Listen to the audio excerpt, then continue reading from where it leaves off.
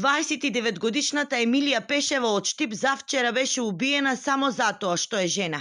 Нејзиното убиство е класичен фемицид и како таков треба да се квалификува, посочуваат од Sky Plus, здружение кое раководи со шелтер центарот за жртви од семејно насилство во Струмица.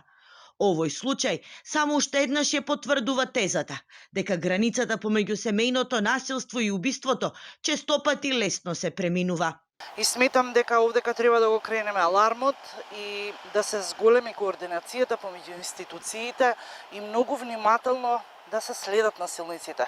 Бидејќи праксата покажува дека честопати насилството преминува во убиство, за жал. Исто така сакам да апелирам до медиумите дека убиството на жени е фемицид и важно е така да се квалификува, бидејќи ова и многу други жени се убиени само затоа што се жени. Стравот и недовербата е причина за најголем дел од жртвите да молчат или да ги запрат постапките за семејно насилство. Таков бил случајот и со младата Емилија.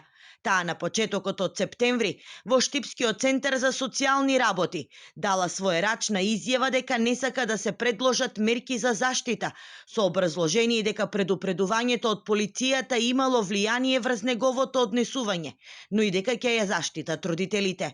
Статистиката покажува дека само 2% од насилството се пријавува.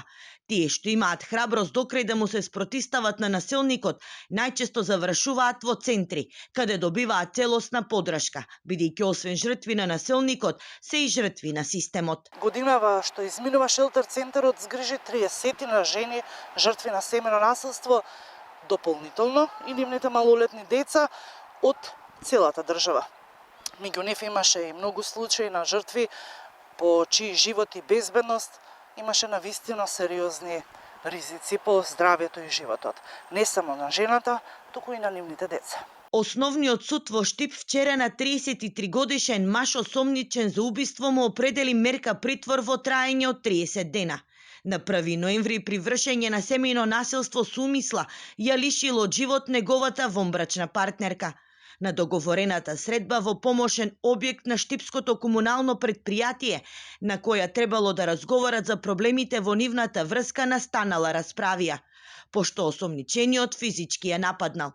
Прво ја удирал со тупаници, потоа ја фател за вратот, ја турнал на подот и со двете раце ја притискал и давел жената додека не престанала да дава знаци на живот.